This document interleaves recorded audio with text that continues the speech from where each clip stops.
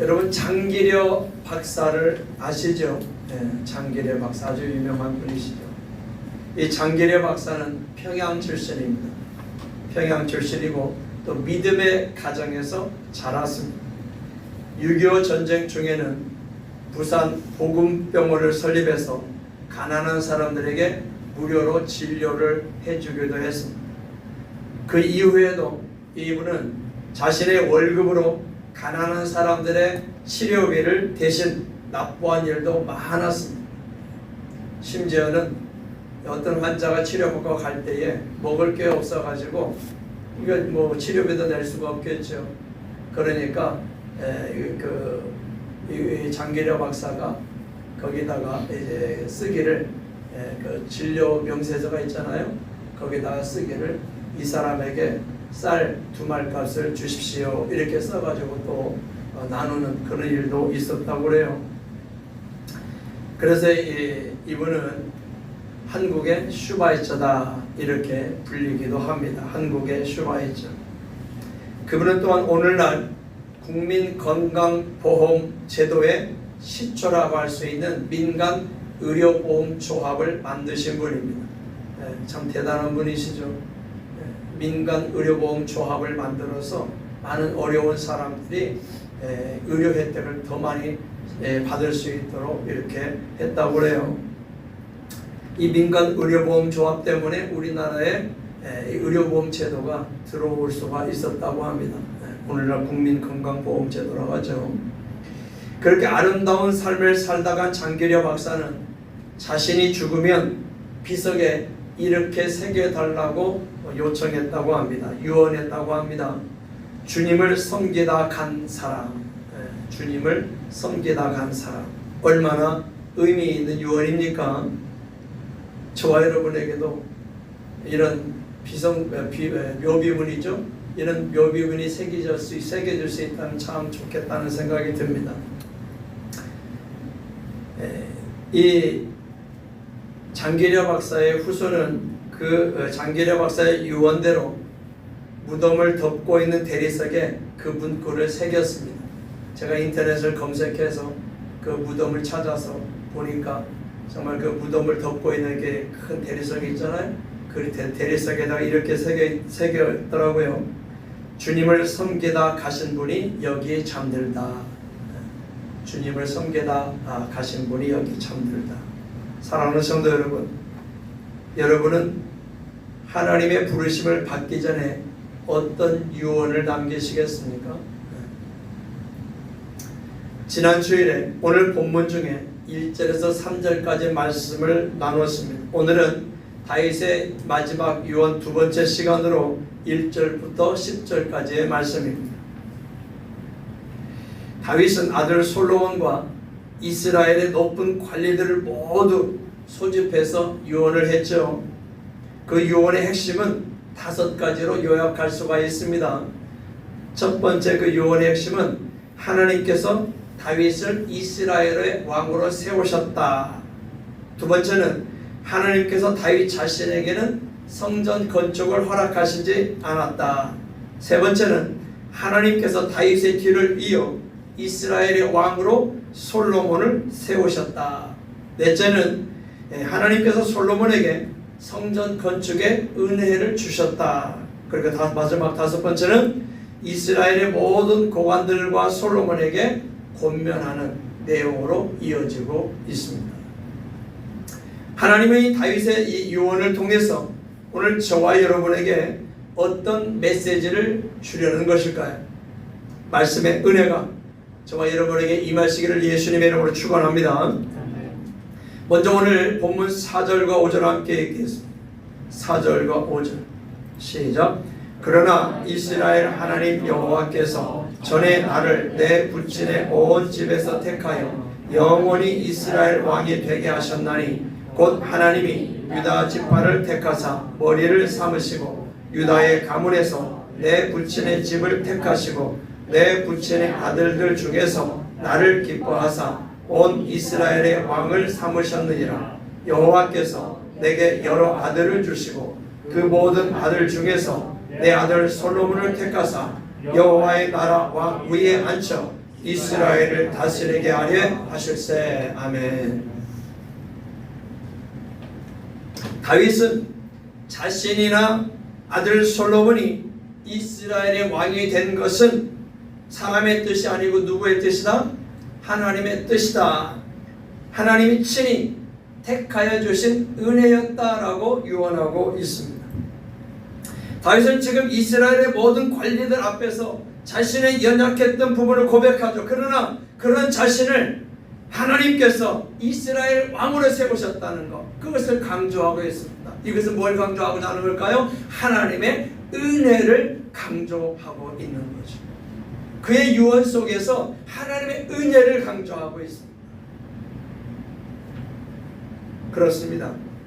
다윗이 능력이 있어서 이스라엘의 왕이 된 게 아닙니다. 다윗은 이새의 몇 번째 아들이었어요? 8번째 막내 아들이었죠. 보통의 가정에서는 막내들이 부모나 형들로부터 사랑을 받습니다. 막내에게는 많은 일을 시키지 않습니다. 그런데 이새의 가정은 달랐습니다. 형들이 집안에서 놀고 있을 때에 막내 다윗은 어디에 있었어요? 들판에 있었어요. 들판에서 뭐 했어요? 양들을 치고 있었어요. 그런데 그 들판이 어떤 곳이에요? 무서운 짐승들이 나오는 곳입니다. 그런 들판에서 양을 치는 다윗. 주변에 아무도 없어요. 혼자서 양을 치는 거예요. 형들은 집에서 놀고 있어요.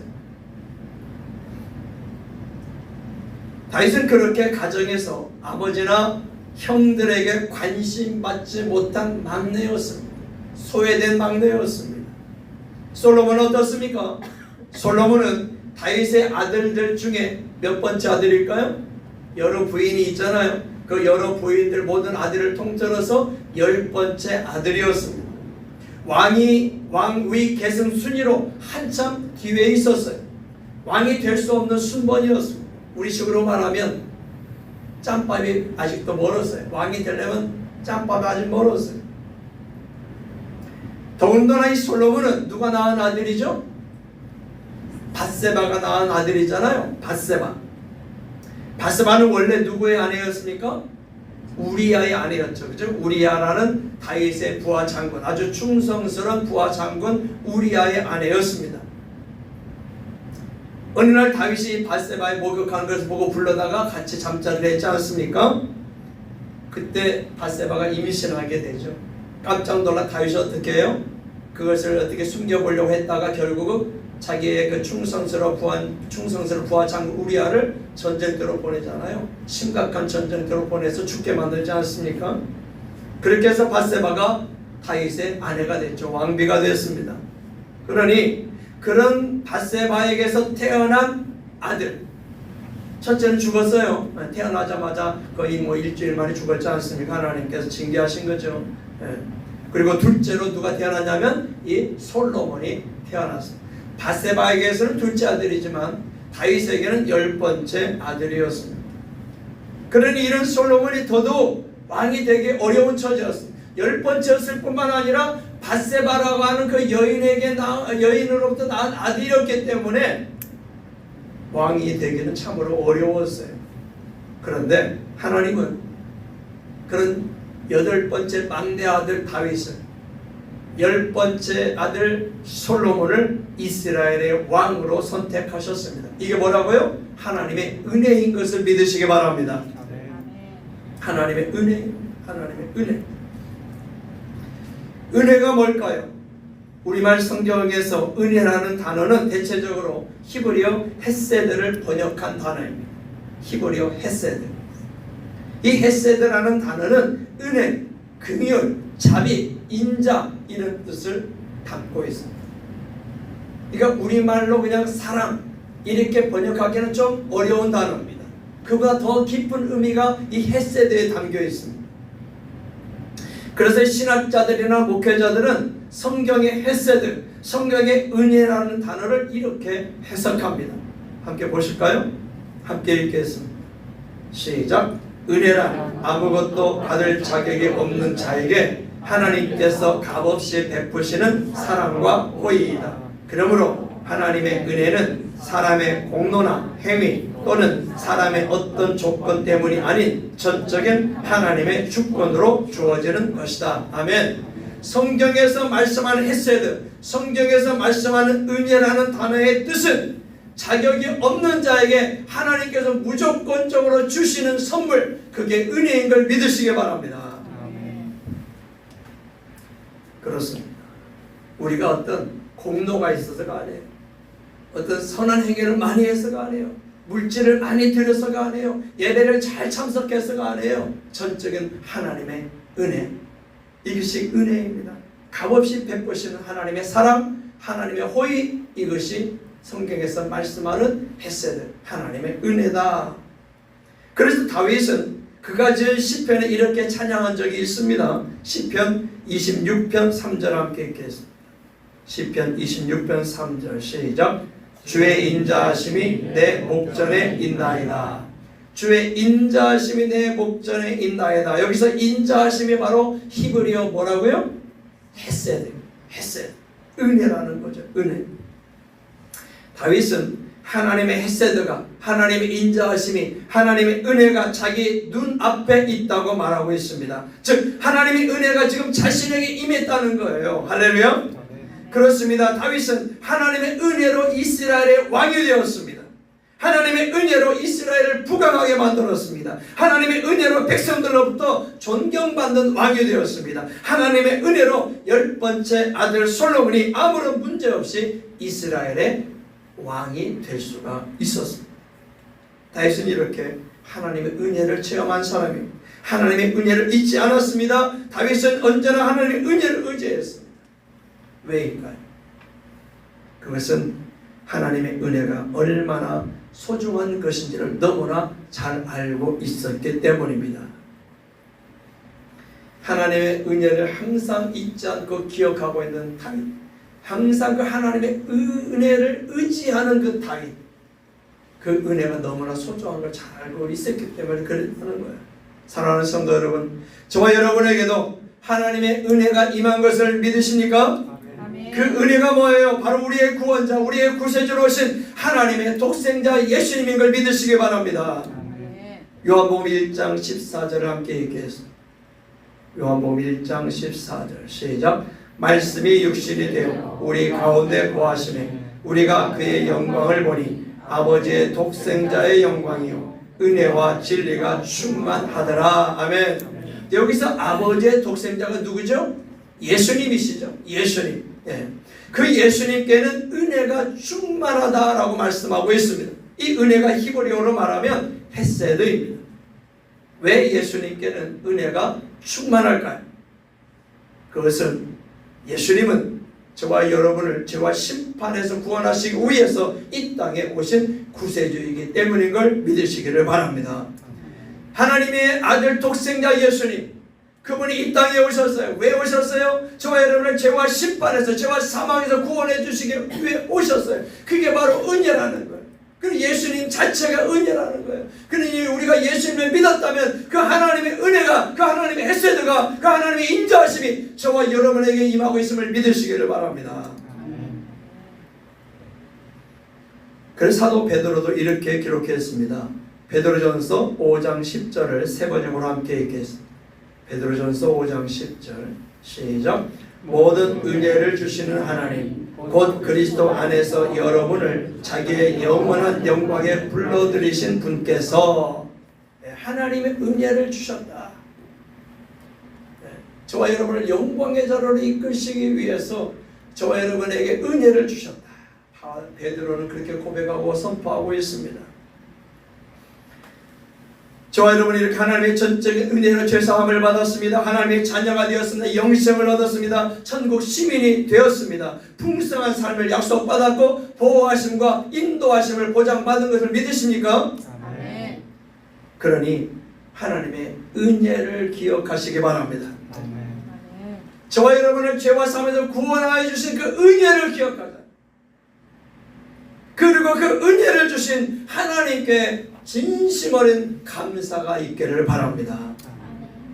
은혜를 주신 하나님께 우리의 시선을 또한 고정하시기를 바랍니다. 그래야 그 은혜가 계속 그분으로부터 저와 여러분에게 흘러 들어온다는 걸 우리는 알아야 합니다. 은혜 주신 하나님을 더욱 의지하시기 바랍니다. 세상에는 우리가 의지할 게 굉장히 많지요. 그러나 가장 중요한 게 뭐예요? 은혜 주신 하나님을 의지해야 더 많은 더 풍성한 은혜가 임한다는 걸 성경은 말씀하고 있습니다. 또한 저와 여러분에게 은혜 주신 하나님을 온 마음 다하여 찬송하며 예배하시기를 바랍니다. 우리가 찬송하는 것은 은혜가 감사하기 때문에 찬송하는 거예요. 그러니까 노래할 때, 하나님을 노래할 때요, 기쁘게 찬송하시기 바랍니다. 즐겁게 찬송하시기 바랍니다. 힘든 순간일지라도, 힘든 상황일지라도 찬송하는 그 순간만큼은 하나님의 은혜를 기억하면 기쁘고 즐겁게 찬송하게 될 줄로 믿습니다. 그리고 찬송할 때에는 그냥 찬송에 도취되면 안 돼요. 가사를 생각해요.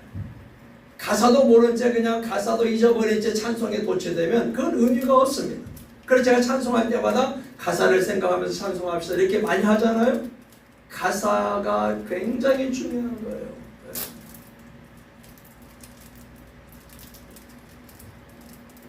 또한 은혜 주신 하나님의 말씀을 가까이 하고 순종하는 저와 여러분 되기를 주님의 이름으로 축원합니다. 은혜 받은 사람은 은혜 주신 분께 기꺼이 순종할 수가 있습니다. 그렇지 않습니까? 저와 여러분에게 뭔가 좋은 선물을 주신 분이 있다면 그 선물 주신 분에게 감사할 뿐만 아니라 그 선물 주신 분이 뭘 요청하면 다 들어줄 수 있는 그런 자세가 되지 않겠습니까? 네, 저와 여러분에게 영생을 주신 하나님, 죄사함뿐만 아니라 천국 백성 하나님이 자녀라는 특권을 주신 그 하나님이시지 않습니까? 어떻게 해요? 독생자를 죽이기까지 하면서 우리를 구원하여 주시지 않습니까? 그러니 그 은혜가 얼마나 큽니까? 그러니 우리는 날마다 감사도 부족한 거예요. 날마다 찬송해도 부족한 거예요. 할렐루야. 뿐만 아니라 더욱더 우리는 그런 하나님께 순종의 삶을 살아야 한다 하는 겁니다. 지난 한 주간 여러분 어떻게 살아오셨습니까? 믿는 사람답게 살아오셨다고 생각하십니까? 말씀을 기억하고 주신 말씀에 순종하면서 살아왔다고 생각하십니까? 저와 여러분의 어느 생활이 어땠습니까? 지난 한 주간 저와 여러분의 시선은 어디를 향하고 있었습니까? 지난 한 주간 저와 여러분의 생각은 무엇으로 가득했습니까? 지난 한 주간 하나님께 은혜를 받은 다윗, 하나님의 은혜를 기억하고 있는 다윗, 하나님의 은혜에 감사할 줄 아는 다윗은 시편에서 또 이렇게 고백하고 있습니다. 시편 40편 8절 함께 읽겠습니다. 시편 40편 8절 시작. 나의 하나님이여 내가 주의 뜻 행하기를 즐기오니 주의 법이 나의 심중에 있나이다 하였나이다. 아멘. 하나님의 은혜 가운데 살던 다윗, 그는 고백합니다. 내가 주의 뜻 행하기를 즐깁니다. 주의 법이, 주의 말씀이 나의 심중에, 나의 마음속에 있습니다. 아멘. 하나님의 은혜를 알고 있는 다윗, 그는 삶의 현장에서 하나님의 말씀에 기꺼이 순종하고자 하는 자세로 살아갔던 하나님의 사람이었습니다. 저와 여러분이 이런 다윗의 삶을 본받을 수 있기를 주님의 이름으로 축원합니다. 은혜 받은 사람은 은혜 받은 사람답게 살아야 되는데 그 중에 중요한 게 뭐냐? 은혜 주신 분에게 순종하는 겁니다. 그러려면 그 순종하려면 어떻게 그 말씀이 나에게 있어야죠. 그 말씀이 나에게 있어야 그 말씀을 순종할 수 있지 않겠습니까? 다윗은 지금 그것을 고백하고 있습니다. 이제 또한 솔로몬에게 은혜를 주신 하나님은 다윗을 통해 솔로몬에게도 이런 말씀을 주셨습니다. 하나님께서 다윗에게도 은혜를 주셨고 솔로몬에게도 은혜를 주셨는데 하나님께서 그 은혜 주신 솔로몬에게 다윗을 통해서 이런 말씀도 주셨다는 거예요. 오늘 본문 7절 함께 읽겠습니다. 7절 시작. 그가 만일 나의 계명과 법도를 힘써 준행하기를 오늘과 같이 하면 내가 그의 나라를 영원히 견고하게 하리라 하셨느니라. 아멘. 하나님의 은혜를 받은 다윗, 그 은혜를 잘 알고 있는 다윗, 그래서 하나님의 말씀을 심중에 두고 그 말씀에 순종하기를 즐겨했던 다윗 뿐만 아니라 그 아들 솔로몬에게도 하나님이 그 말씀을 하셨어요. 네 아버지 다윗처럼 네가 만일 나의 계명과 나의 법도를 힘써 준행한다면, 순종한다면, 오늘과 같이 한다면, 즉 다윗처럼 그렇게 산다면 내가 솔로몬의 나라를 영원히 견고하게 하리라. 이 말씀을 다윗에게 주셨고 다윗은 그 말씀을 또 솔로몬에게 하고 있는 겁니다. 은혜 받은 사람은 하나님의 계명, 하나님의 법도, 하나님의 말씀을 가까이 합니다. 믿습니까? 은혜 받은 사람은 말씀을 사모하게 되어 있다는 거예요. 은혜 받은 사람은 말씀에 귀를 기울이게 되어 있다는 거예요. 그러니 여러분 매일매일 카톡방에 올리는 성경 통독 가까이 하시기를 바랍니다. 성경 통독 빼지 마시기를 바랍니다. 빼놓지 마세요. 하나님의 은혜를 기억한다면 그 말씀을 빼뜨릴 수 없어요. 겨우 20분이에요. 겨우 20분. 그것도 많아. 그러면 저 속도를 빠르게 하면 더 빨리 들을 수 있잖아요. 어쨌든 사모하자는, 듣자는 거예요. 말씀을 가까이 하자는 거예요. 말씀이 내 심중에 있어야, 내 마음에 있어야 그 하나님의 말씀에 순종할 수 있지 않겠습니까? 그것이 은혜를 아는 사람의, 은혜를 아는 성도의 모습이라는 겁니다. 또 그렇게 하면 어떻게 한다는 거예요? 솔로몬의 나라를 하나님께 영원히 견고하시겠다고 약속하고 있지 않습니까? 그렇습니다. 순종하는 사람 하나님이 기뻐하시죠. 순종하는 사람 하나님이 복 주실 줄로 믿습니다. 순종하는 사람 하나님이 더 풍성한 은혜로 이끌어 주실 줄로 믿으시기를 바랍니다. 박인교 박사라는 분이 있습니다. 박인교 박사. 그는 현재 INI 하버드 경영대학원 최고의 과정교육원장이라고 합니다. 그의 간증을 들었습니다. 그는 무속인 집안과 노점상 과일가게 아들로 태어나서 자랐습니다. 행복하지 않은 가정 환경에서 많은 아픔이 있었습니다. 수차례 자살의 위기도 겪었습니다. 이혼의 위기도 많았습니다. 그러나 그런 그가 어느 날 하나님의 은혜를 받았습니다. 은혜를 받은 후 어떻게 했을까요? 하나님의 말씀을 가까이 했습니다. 은혜를 받으니까 말씀을 막 사모하게 되는 거예요. 말씀을 가까이 하게 되는 거예요. 그리고 그 말씀에 순종하기로 결단하고 살았습니다. 순종의 자리로 나아갔습니다. 그 첫 번째 순종이 뭐였냐? 기도의 자리였습니다. 기도의 자리로 나아갔습니다. 그리고 그 순종의 자리, 그 기도의 자리에서 그는 하나님의 더 풍성한 은혜를 체험했습니다. 하나금융그룹 임원으로 있을 때는 그의 이름이 기네스북에도 등재되었습니다. 그의 자녀들이 하나님의 큰 복을 받아 누리고 있습니다. 사랑하는 성도 여러분, 저와 여러분에게도 이런 은혜가 임하시기를 주님의 이름으로 축원합니다. 그런데 이런 은혜가 임하려면 말씀을 사모해야 해요. 근데 말씀을 사모하려면 하나님의 은혜를 기억해야 해요. 은혜의 소중함을 알아야 해요. 그럴 때 우리는 그 주신 말씀을 더 사모하게 되는 거죠. 그 말씀이 내 안에 있으면, 내 심정에 있으면 또 어떻게 돼요? 우리는 그 말씀에 순종하고자 하는 열정이 생길 줄로 믿습니다. 왜요? 말씀은 살아있기 때문에 그렇습니다. 말씀에는 능력이 있기 때문에 그렇습니다. 순종의 자리로 나아갈 때에 또 하나님은 지금보다 더 풍성한 복으로 허락하신다. 다윗은 이제 솔로몬에 이어서 이스라엘의 모든 고관들 그리고 모든 고위 관리들에게도 이렇게 당부합니다. 오늘 본문 8절 함께 읽겠습니다. 8절 시작. 이제 너희는 온 이스라엘 곧 여호와의 회중이 보는 데에서와 우리 하나님이 들으시는 데에서 너희 하나님 여호와의 모든 계명을 구하여 지키기로 하라. 그리하면 너희가 이 아름다운 땅을 누리고 너희 후손에게 끼쳐 영원한 기업이 되게 하리라. 아멘. 하나님께서 다윗에게 솔로몬에게 주신 말씀을 다윗이 전하죠. 그 솔로몬이 하나님의 은혜를 알고 내 말을 기억하고 내 말을 또 순종하면 내가 그에게 복을 내릴 것이다. 근데 이런 또 하나님의 약속을 다윗은 누구에게 전하고 있어요? 이스라엘의 모든 고관들에게 유언으로 전하고 있습니다. 너희 하나님 여호와의 모든 계명을 구하여 지키기로 하라. 그리하면 너희가 이 아름다운 땅을 차지하고 누릴 수 있다. 할렐루야. 하나님의 은혜를 기억하고 하나님의 말씀을 가까이 하라. 그리고 하나님의 말씀을 지키기로 결단하라. 순종하기를 결단하라. 그리하면 이 아름다운 땅에서 너희가 하나님의 은혜를 더 풍성히 누릴 것이다. 이렇게 말씀하고 있습니다.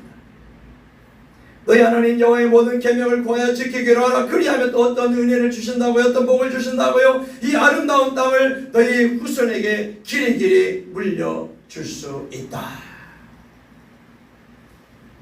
그렇습니다. 모든 게 하나님의 은혜인 걸 믿으시기 바랍니다. 그리고 그 하나님의 은혜를 잊지 마시기를 바랍니다. 꼭 기억하시기를 바랍니다. 그 은혜의 소중함을 아시기 바랍니다. 그리고 은혜 받은 성도들답게 말씀을 사모하시고 말씀을 가까이 하시기 바랍니다. 뿐만 아니라 말씀을 가까이 했으면 지식으로 알고 끝나는 게 아니라 그 말씀을 붙잡고 삶의 현장에 순종의 삶을 사는 저와 여러분 되기를 주님의 이름으로 축원합니다. 그럴 때 하나님이 약속하십니다. 이 아름다운 땅을 너희가 차지하고 누릴 수 있다. 이 아름다운 땅을 너희 후손에게 길이길이 물려줄 수 있다. 이 약속 체험할 수 있기를 다시 한번 주님의 이름으로 축원합니다. 기도하겠습니다.